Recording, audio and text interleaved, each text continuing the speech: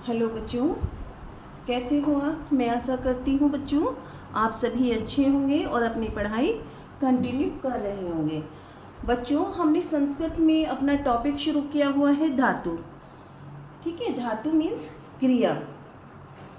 ठीक है, क्रिया के मूल रूप को संस्कृत में हम क्या कहते हैं बच्चों? धातु।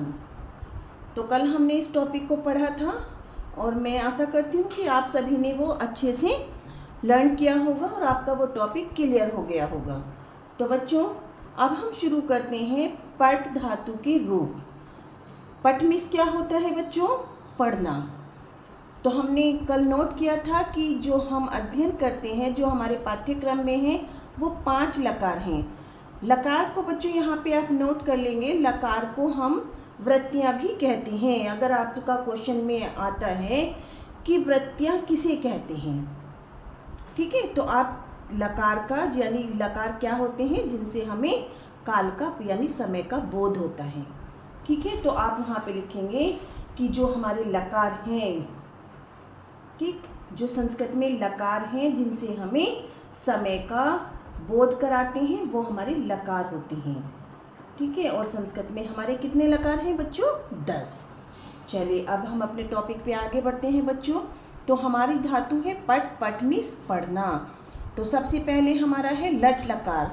लट लकार का प्रयोग हम किसके लिए करते हैं बच्चों? वर्तमान काल के लिए, जिसके पहचान चिन्ह हमने कल नोट किए थे। कौन कौन से होते हैं? ता, ती, ते, या, ये। ठीक है, तो जो हमारे ये चिन्ह हैं, ठीक है, तो उन्हें आप याद रखोगे। ता, ती, ते यानी पढ़ता है, जाता है, खाता है, पीता है। तो ये सब जिसमें ता, ती, ते आते हैं, तो वो हमारे वर्तमान काल के वाक्य होते हैं। तो सबसे पहले हम यहाँ पे देखेंगे बच्चों, यहाँ पे आपको ध्यान रखना है पुरुष। कल हमने नोट किया था कि संस्कृत में 3 पुरुष होते हैं, प्रथम पुरुष, मध्यम पुरुष, उत्तम पुरुष। उसी प्रकार से संस्कृत में वचन भी 3 होते हैं, एक वचन, द्विवचन, बहुवचन। ठीक है, तो अब सबसे पहले आप नोट करिए प्रथम पुरुष में हमारे पट धातु के रूप कैसे चलते हैं वर्तमान काल में। बच्चों, जो हमारी मूल धातु होती है, जैसे पट धातु है, ठीक है, उसमें क्या लगाया है बच्चों? ती, तय, अंति। हम ऐसे भी याद करते हैं, अगर हम उनको कंप्लीटली याद करते हैं तो ज़्यादा बेस्ट रहता है। तो सबसे पहले आप नोट करेंगे जैसे पठती, पठतय, पठन्ति, पठसी, पठथय, पठत, पठामी, पठावह, पठामह। सभी बच्चे नोट कर लेंगे। 2 नंबर में बच्चों आपका क्वेश्चन आता है और ये कई बार रिपीट हो चुका है कि पट धातु के लट लकार के रूप लिखिए। तो आपको ये तीनों पुरुषों के रूप आपको लिखने हैं। 9 शब्द हैं और आपके 2 नंबर कंप्लीट हो जाते हैं। ठीक, इसमें आपको बच्चों बहुत से बच्चे विसर्ग लगाने में कन्फ्यूज़न होते हैं कि कन्फ्यूज़न कहाँ आता है उन्हें कि विसर्ग हम कौन से वर्ड के पीछे लगाएं। तो आप बिल्कुल एल शेप में याद रखेंगे। कौन सा? एल बना लीजिए कि हमें 4 शब्द में विसर्ग लगाना है, इस तरह से। ठीक है बच्चों, किस तरह से? ऐसे, ये ध्यान रखेंगे तो आपका ये बिल्कुल कंप्लीट अच्छे से लर्न हो जाएगा। अब हमारा बच्चों चलता है लिट लकार, जो हमारा किस में है? भविष्यत काल के लिए हम इसका प्रयोग करते हैं, लिट लकार का। पुरुष वही आपको 3 लिखने हैं, प्रथम पुरुष, मध्यम पुरुष, उत्तम पुरुष, एक वचन, द्विवचन, बहुवचन। इसमें बच्चों भविष्यत काल में आपको देखिए कैसे करना है। जो हमारी पट धातु है, जैसे मान लीजिए आपने लिखा है यहाँ पर पट, हम अलग लिखते हैं। एक पेपर ले लेती हूँ मैं, 1 मिनट रुकिए।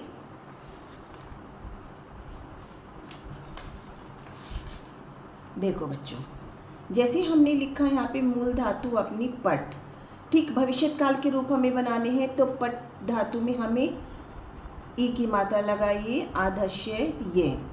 ठीक है, फिर जो हमारे लट लकार के रूप थे, ती, तय, अंति, वैसे ही उस वर्ड में जोड़ते जाइए। तो कैसे बना? पठिष्यति, पठिष्यते, पठिष्यन्ति, पठिष्यसि, पठिष्यथः, पठिष्यत, पठिष्यामि, पठिष्यावः, पठिष्यामः। ठीक है, तो अब बच्चों इसमें भी हमें एल शेप को याद रखना है कि हमें 4 वर्ड में विसर्ग लगाना है। तो जो हमारा लिट लकार का भविष्य काल का हमारा प्रयोग किसके लिए होता है बच्चों, यानी भविष्य काल में जिस वाक्य के अंत में कौन कौन से चिन्ह आते हैं, गा, गी, गे, तो ये हमारे लिट लकार के वाक्य होते हैं, जैसे पढ़ेगा, जाएगा, खाएगा, पिएगा। तो इसके लिए हमें भविष्य काल के यानी जिस वाक्य में गा, गी, गे आ रहे हो उसके लिए हमें लिट लकार का प्रयोग करना होगा। अब हम बच्चों आगे बढ़ते हैं लंग लकार। लंग लकार यानी भूतकाल। तो इसमें भी आप पुरुष सेम लिखेंगे, प्रथम पुरुष, मध्यम पुरुष, उत्तम पुरुष, एक वचन, द्विवचन, बहुवचन। इसके रूप कैसे चलते हैं, ए पठत, ए पठताम, ए पठन, ए पठे, ए पठतम, ए पठत, ए पठम, ए पठाओ, ए पठाम। इसमें केवल बच्चों एक शब्द पे ही विसर्ग आता है, मध्यम पुरुष एक वचन पे। ओके, अब यहाँ पे इसमें आपको हलंत का ध्यान रखना है। हलंत आपके जो प्रथम पुरुष के तीनों वर्ड हैं, तीनों में हलंत हैं, और मध्यम पुरुष का जो द्विवचन है उसमें जो हमारा अपठ्तम है। और बच्चों ये आप हमेशा ध्यान रखेंगे, जिस वर्ड में कभी कभी आपको बच्चों ये पूछ लिया जाता है कि जैसे अपठत वर्ड पूछ लिया कि इसमें कौन सा लकार है, कौन सा पुरुष है और कौन सा वचन है, ये आपको बताना है। तो अपठत जिसमें आप देख लेंगे कि इसमें हलंत है, तो ये प्रथम पुरुष का एक वचन है, ठीक है। और कौन सी धातु है इसमें, पट धातु है, लंग लकार है, प्रथम पुरुष है और एक वचन है। यहाँ पे बच्चों डाउट करने के लिए कभी कभी ये वर्ड दे देते हैं जिसमें हलंत नहीं होता, और बच्चे कंफ्यूज हो जाते हैं कि शायद अपठत तो हमारा प्रथम पुरुष का एक वचन है और वो बाय मिस्टेक उसको गलत लगा देते हैं। तो यहाँ पे ध्यान रखेंगे जिसमें हलंत है वो प्रथम पुरुष का एक वचन होता है, और जिसमें हलंत नहीं है वो मध्यम पुरुष का बहुवचन होता है। ओके बच्चों, जो वाक्य भी आते हैं आपको उसमें यही ध्यान से पढ़ना है, देखना है कि वाक्य हमारा कौन से काल का है। इसके बाद मैं आपको अनुवाद बनाने ही सिखाऊंगी। तो सबसे पहले आप पट धातु के रूप याद कर लीजिएगा। इसमें से मोस्टली 2 नंबर का क्वेश्चन भी आ जाता है, और बहुत सारी धातुएं हैं जिनके रूप पट धातु के समान ही चलते हैं। आगे बढ़ते हैं बच्चों हम।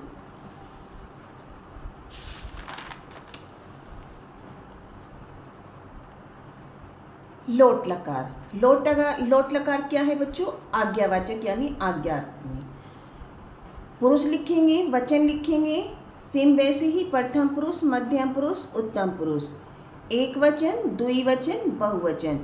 तो जो आज्ञार्थक है आप ध्यान रखिए कि भाई जिसमें आज्ञा दी जा रही है, तो उसमें आप ऐसे लॉजिक लगा के याद कर सकते हैं कि भाई हमारे लोट लकार में बच्चे ये बहुत कंफ्यूज रहते हैं कि मैडम हम तो यही भूल जाते हैं कि ये वाले रूप कौन से लकार में हमें लिखने हैं।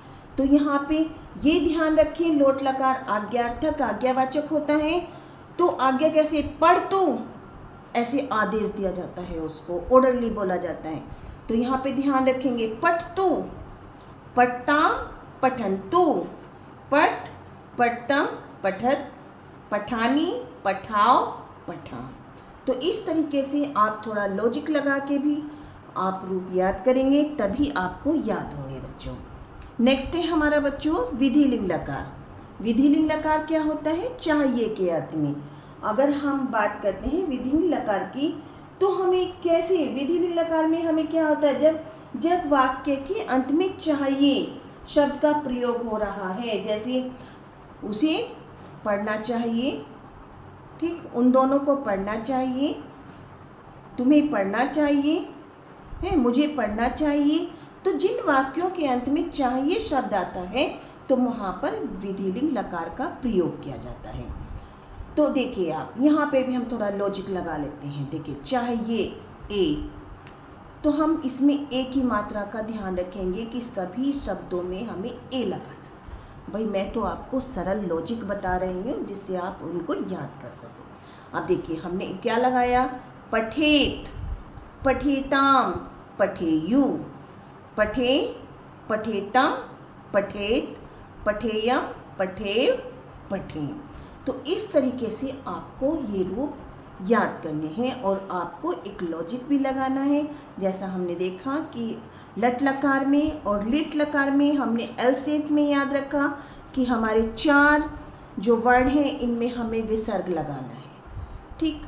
और भविष्यत काल में से हमने कि लिट लकार भविष्यत काल के लिए प्रयोग होता है, इसमें छोटी की मात्रा द षटकोण वाला श है और ये है, तो हम उसी वर्ड में हम अपने धातु रूप में भी उसी को जोड़ लेते हैं। पठिष्यति पठिष्यत है पठिष्यन्ति, पठिष्यसि पठिष्यत है पठिष्य, पठिष्यामि पठिष्यावै पठिष्यामि, ठीक है। और भूतकाल लंग लकार यानी भूतकाल में हमें हमेशा धातु में ए वर्ड को जोड़ना होगा, ठीक। उससे ही हमें लॉजिक लगा के याद करना है।